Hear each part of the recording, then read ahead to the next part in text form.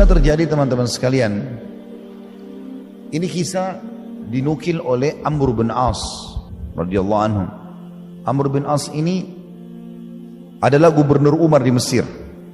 Dia mengatakan, ketahuilah, demi Allah, dia bersumpah, tidak ada orang yang mencapai tingkat ketakwaan yang aku lihat mengalahkan takwanya Nabi SAW, Abu Bakar dan Umar. Lalu dia menceritakan, dan Umar memiliki banyak contoh yang menggambarkan tentang masalah itu. Dia mengatakan, satu waktu pernah ada masuk ke dalam istana saya di Mesir dua orang. Yang satu Abu Saru'ah. Ini mungkin orang jarang dengar namanya. Abu Saru'ah radhiyallahu anhu, sahabat Nabi, termasuk ahli Badar. Masuk bersama Abdurrahman bin Umar bin Khattab, anaknya Umar bin Khattab, namanya Abdurrahman.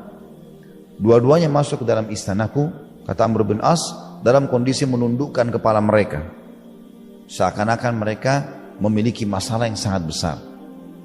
Maka masuklah mereka berdua, lalu duduk di hadapanku, melantai sambil mengatakan, wahai Amr, dirikan, tegakkanlah atas kami hukuman had, karena semalam kami telah mabuk. Jadi termasuk yang mabuk adalah Abdurrahman bin Umar bin Khattab, anaknya Umar bin Khattab. Kata Amr bin As, keluarlah dari istanaku, keluar dari ruangan sini. Karena menurut pemahaman Amr, nggak usah pergi mengaku di sini, karena tidak kepergok. Kalau kepergok, ya dihukum. Nggak kepergok, bagian dari syariat, jangan melapor. Nggak usah kita bilang saya pernah berzina, hukumlah saya. Walaupun itu kalau ada yang lakukan tidak dilarang dalam agama, tapi anjurannya jangan lakukan. Tapi Abdurrahman langsung bilang, wahai Amr, kalau kau tidak mau cambuk kami, saya akan laporkan kepada ayahku. Begitu menangkap akan lapor kepada Umar, Amr bin As langsung berpikir, kalau dia tidak melakukannya maka akan dilaporkan kepada Umar. Umar mungkin akan mencopotnya dari jabatannya karena tidak mendirikan hukuman, sementara yang adalah anaknya Amir Mukminin. Maka kata Amr, baiklah kalau begitu. Disuruh keluar di teras istananya atau rumahnya Amr, dicambuk sama Amr. Setelah dicambuk, hukuman 40 dirham bagi pemabuk, dua-duanya dicambuk. Lalu Abdurrahman merasa belum puas, dia pun bersama dengan temannya, ini sahabat Nabi yang ditemani sama dia, Abu Saru'ah, pergi ke pinggir bangunan itu lalu mencukur kepala rambut mereka. Salah satu yang dijalankan oleh para sahabat di zaman dulu itu, kalau mereka telah kena had. Had itu kayak tadi, kalau pezina dicambuk, pemabuk dicambuk misalnya, untuk membersihkan diri mereka, mereka gundur rambutnya juga, digugurin, dibuang. Setelah itu Amr berpikir, sudah berjalan, hukum selesai. Artinya kalaupun Umar tanya dia bisa jawab. Kata Amr, gak lama kemudian datang surat Umar sampai kepada saya. Lalu tulisannya itu, dari Abdullah hamba Allah Umar bin Khattab kepada As ibn Abil As. Namanya dia Amr, tapi diganti dengan As. As itu pemaksiat. Dia panggil Amr bin As dengan As. As ini maksudnya kemaksiatan. Namanya dia Amr, diganti oleh Umar. Kata Umar, seberapa jauh keberanianmu untuk melanggar peraturan-peraturan yang sudah aku tentukan? Bagaimana bisa kau menghukum Abdurrahman yang telah terbukti mabuk dan buat pengakuan? Karena kan dalam Islam kalau orang datang mengaku tidak butuh saksi. Bisa dia bilang, saya sudah mabuk, hukumlah saya. Tidak butuh saksi lain karena dia sudah saksikan dirinya. Saya telah berzina, rajamlah saya. Maka tidak butuh saksi. Tegak padanya argumentasi gitu. Kata Umar, telah datang kepadamu Abdurrahman, anaknya Amir Mukminin, yang melakukan perbuatan. Lalu kenapa kau menghukumnya di teras rumahmu? Kenapa kau tidak hukum di tempat lain, umum, supaya orang semua lihat? Apakah karena dia anaknya Amir Mukminin? Dan kenapa dia cukur rambutnya hanya di teras rumahmu? Kenapa enggak di depan orang, biar orang semua tahu kalau dia melanggar? Maka kata Umar bin Khattab, kirim kepadaku sekarang Abdurrahman itu, dan aku akan kirim dari Madinah Abdullah, anaknya Abdullah bin Umar, menjemput Abdurrahman. Umar bin As suruh siapkan, dan disuruh, kata Umar, siapkan untuk dia keledai yang keledai ini nggak layak untuk dipakai, keledai yang biasa dipakai untuk narik gerobak. memang bukan untuk dilatih ngangkat manusia. Jadi ada perbedaan. Di zaman dulu ada perbedaan seperti itulah. Kayak mungkin kita sekarang mobil-mobil pick up untuk angkat sampah-sampah dengan mobil yang dipakai untuk pribadi itu berbeda. Seperti itu kurang lebih. Jadi ini nggak layak gitu, disuruh naik itu. Dan ini meletihkan karena tidak pakai pelana. Kalau dulu hewan ditunggangi ditaruh pelana, kayak ada tempat duduknya di atas punggungnya supaya tidak sakit badan. Umar larang pakai itu. Suruh pakai keledai yang biasa dipakai untuk tarik barang dan tidak boleh ada pelananya. Sampai ke Madinah. Waktu itu perjalanan jauh sekali. Dari Mesir ke Madinah naik ini bisa sebulan lebih.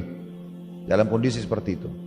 Begitu tiba di Madinah, capek betul. 1 bulan lebih jalan dalam kondisi begini dan kondisi sakit gitu. Lalu kata Umar di depan orang-orang, wahai Abdurrahman, karena kau anaknya Amir Mukminin, kemudian kau dicambuk di terasnya Amr dan kau cukur rambutmu di terasnya. Apa bedanya antara kau dengan kaum muslimin? Ini bayangkan teman-teman ya, kita kalau pertemukan dengan di zaman kita sekarang, ada nggak pejabat yang mau begini, mempermalukan anaknya melanggar di depan umum untuk membuktikan hukum Allah itu harus diterapkan. Mereka malah sengaja membayar, menyogok untuk menutupi anaknya dari kesalahan. Dia malah memberikan pendidikan, nggak ada beda antara anak saya dengan orang biasa, semua sama. Setelah cambuk, kemudian dibebaskan sama Umar. Sebulan kemudian Abdurrahman meninggal dunia. Ada, kalau antum sempat baca kisah ini, ada sebagian orang mengatakan Abdurrahman meninggal karena cambukan Umar. Ini keliru. Ibnu Qayyim rahimahullah meluruskan itu. Ibnu Qayyim rahimahullah mengatakan, sesungguhnya Abdurrahman bukan meninggal karena cambukan ayahnya. Terbukti karena dia masih hidup sebulan setelah kejadian tersebut dan tidak sakit, sehat. Cuma hukuman sudah selesai. Berarti syubhat yang mengatakan Umar membunuh anaknya dengan cambukan tidak benar. Kemudian juga cambukan Umar kepada Abdurrahman bukan cambukan had yang terulang. Karena had nggak boleh diulangi. Kan sudah dihukum di Mesir, nggak boleh diulangi cambukan itu. Nggak boleh orang bilang ini tadinya dicambuk, misalnya dipanggep karena mabuk 40 derajat, di Makassar dicambuk lagi, nggak bisa. Karena sudah dicambuk, selesai. Jadi cambukan, kata Ibnu Qayyim, Umar adalah didikan ayah kepada anaknya, bukan lagi had. Jadi itu hak ayah. Boleh ayah memukul anaknya kalau dianggap itu adalah pelanggaran. Begitu juga dengan Ibnu Saru'ah radhiyallahu anhu. Dan Ibnu Qayyim mengatakan perlu digarisbawahi, Ibnu Saru'ah atau Abu Saru'ah ini radhiyallahu anhu seorang ahli Badar yang memang Allah SWT juga mengatakan melalui lisan Nabi Muhammad SAW kepada ahli Badar, berbuatlah semua kalian sudah diampuni dosanya. Dia rupanya sama Abdurrahman, kata Ibnu Qayyim rahimahullah, terbukti dari fakta-fakta sejarah mereka sebenarnya bukan sedang mabuk. Jadi rupanya mereka minum nabidh, kismis atau anggur biasa dicemplungin di air, dibiarkan beberapa hari nanti airnya jadi manis. Ini kadang-kadang berubah menjadi minuman yang memabukkan, tapi tidak seterusnya. Karena minuman nabidh ini pernah diminum oleh Nabi SAW, pernah diminum. Jadi kalau kita taruh kismis di air, beberapa jam kemudian nanti dia akan berubah menjadi air manis. Tapi kalau dibiarkan mungkin sampai beberapa hari dia bisa berbusa, jadi bisa memabukkan gitu. Rupanya mereka minum, mereka nggak tahu kalau itu bisa memabukkan.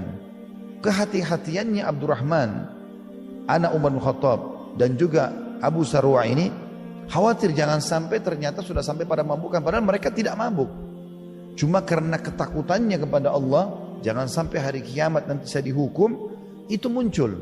Jangan sampai betul-betul karena status yang masuk tadi dari nabidh ini sudah sampai pada tingkat memabukkan, padahal sekali lagi dia belum memabukkan. Itu nanti saya dihukum hari kiamat, lebih baik saya dihukum di dunia. Gara-gara kepekaannya ini, akhirnya dia pun minta untuk dihukum. Seperti itulah. Bagaimana teman-teman para salafus saleh luar biasa mereka dalam menjaga amal-amal mereka.